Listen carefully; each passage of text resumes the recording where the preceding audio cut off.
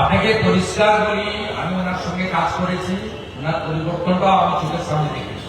তাই 6 বছর আগে উনি ওনার ত্যাগ করেছেন। কারণটা হলো উনি পরিষ্কার হিন্দু ধর্মের যে হাজার হাজার বছরের সনাতনী প্রথা, পঞ্জিকা শাস্ত্র মেনে আমাদের যে সমস্ত প্রথা রয়েছে সেই প্রথা উনি মানেন। উনি চান হিন্দুদের কর্মসূচিগুলো কালচারাল প্রোগ্রামে পরিণত হোক। সেই জন্য 24,000 মদের দোকান দিয়েছে। আপনি বলুন পিতৃপক্ষে কে যায় শুভ কাজ করতে? কে যায় বলুন আপনি? পিতৃপক্ষে দয়াতে যায় যাদের বাবা মা মারা গেছেন, পিণ্ডদান করে আসেন। ওটা আমাদের কাছে শুভ পক্ষ না। আমরা মাতৃপক্ষ থেকে শুভ কাজ করি। যেদিন মাতৃপক্ষ শুরু হবে তার ঠিক আগের দিন অতীন ঘোষ আর সুজিত বসু পুজো উদ্বোধন করতে গেলে প্রত্যেকবারই করেন। আমরা সমালোচনা করি, ইচ্ছা করে গেলেন আগের দিন। কারণ এটা তিনি মেসেজ দিতে চান 35%কে যে আমি তোমাদের লোক, আমি এত ছেলে পেলে সব পুজো করছো তাই ওদের কাছে যাচ্ছি, কিন্তু পিতৃপক্ষে যাচ্ছি।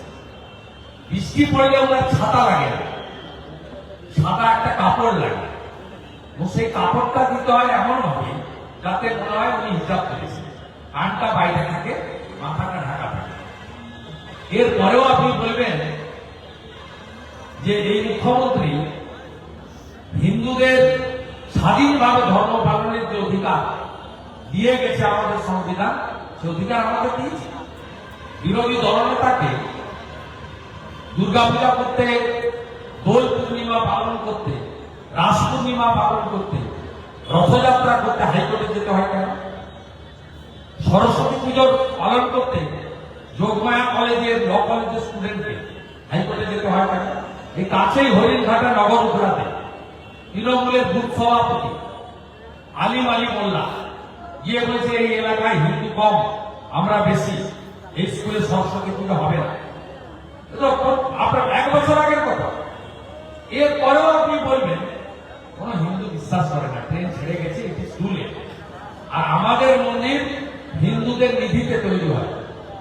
সরসংঘ চালক এসেছিলেন সায়েন্স সিটিতে, খোলা মঞ্চে প্রশ্ন করেছিলেন অনেকে। প্রশ্ন হয়েছিল একটা প্রশ্ন যে সরকারি অর্থে মন্দির নির্মাণ কি সঠিক? তিনি দুটো উদাহরণ দিয়েছিলেন, সোমনাথ মন্দিরের আর অযোধ্যা শ্রীরাম জন্মভূমি টেম্পল। তিনি বলেছিলেন দুটো ক্ষেত্রেই হিন্দুরা নিধি সংগ্রহ করে মন্দির বানিয়েছে। সোমনাথ মন্দিরের ক্ষেত্রে ভারতের রাষ্ট্রপতিকে ডাকা হয়েছিল, আর অযোধ্যার মন্দির উদ্বোধনের ক্ষেত্রে দেশের প্রধানমন্ত্রীকে ডাকা হয়েছে। আমরা প্রত্যেকটি হিন্দু আমরা নিধি দিয়ে আমাদের মন্দির নির্মাণ করি। কোন ধর্মীয় প্রতিষ্ঠান ভারতবর্ষের সংবিধানে সরকারি টাকায় হয় না। সেই জন্য দীঘা ওই যে হালাল পেড়া আর গজা অনেকেই খাইনি, বাধ্য হয়ে নিয়েছে ভয়, অনেকেই খাইনি হালাল পেড়া গজা।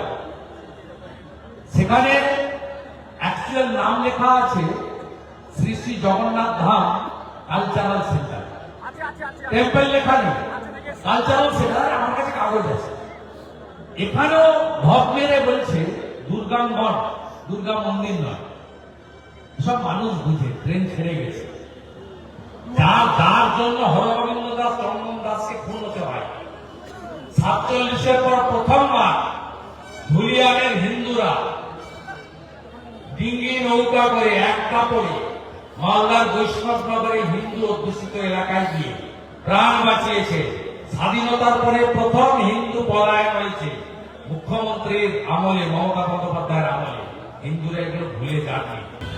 আপনাকে পরিষ্কার বলি, আমি ওনার সঙ্গে কাজ করেছি, ওনার পরিবর্তনটাও আমার চোখের সামনে দেখেছি। তাই 6 বছর আগে উনি ওনার ত্যাগ করেছেন।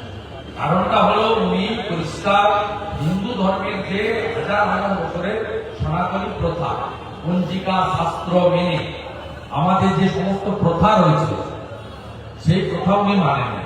উনি চান হিন্দুদের কর্মসূচিগুলো কালচারাল প্রোগ্রামে পরিণত হোক। সেই জন্য 24,000 মদের দোকান দিয়েছে। আপনি বলুন পিতৃপক্ষে কে যায় শুভ কাজ করতে? কে যায় বলুন আপনি? পিতৃপক্ষে দয়াতে যায় যাদের বাবা মা মারা গেছেন, পিণ্ডদান করে আসেন। ওটা আমাদের কাছে শুভ পক্ষ না। আমরা মাতৃপক্ষ থেকে শুভ কাজ করি। যেদিন মাতৃপক্ষ শুরু হবে তার ঠিক আগের দিন অতীন ঘোষ আর সুজিত বসুর পুজো উদ্বোধন করতে গেলে প্রত্যেকবারই করে, আমরা সমালোচনা করি, ইচ্ছা করে গেলেন আগের দিন।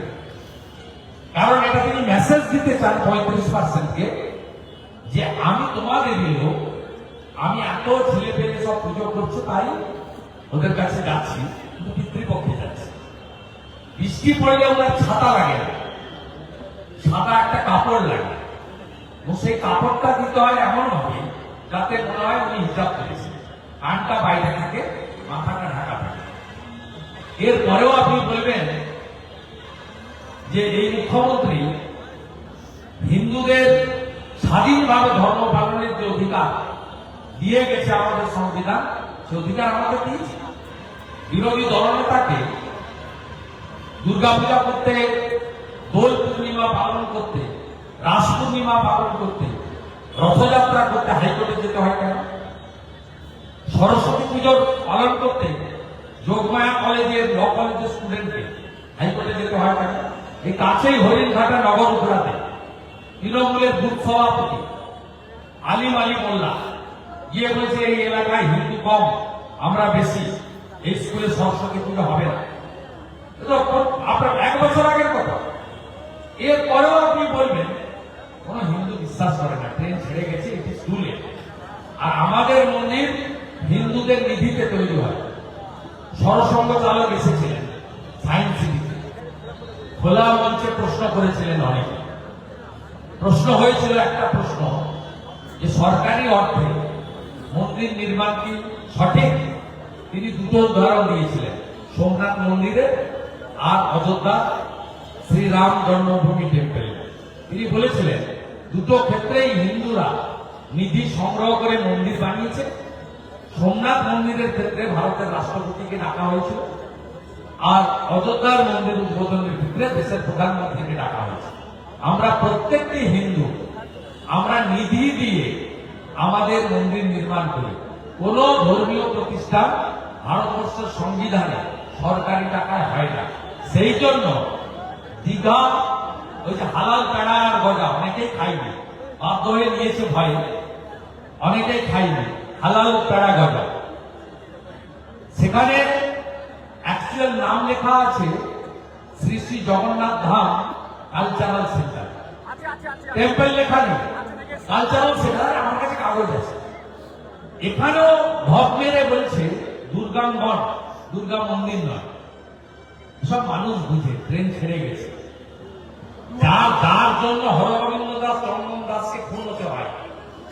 47-এর পর প্রথমবার ধুলিয়ানের হিন্দুরা ডিঙ্গি নৌকা করে এক কাপড়ে মালদার বৈষ্ণবনগরে হিন্দু অধ্যুষিত এলাকায় গিয়ে প্রাণ বাঁচিয়েছে। স্বাধীনতার পরে প্রথম হিন্দু পলায়ন হয়েছে মুখ্যমন্ত্রীর আমলে, মমতা বন্দ্যোপাধ্যায়ের আমলে। হিন্দুরা এগুলো ভুলে যাননি।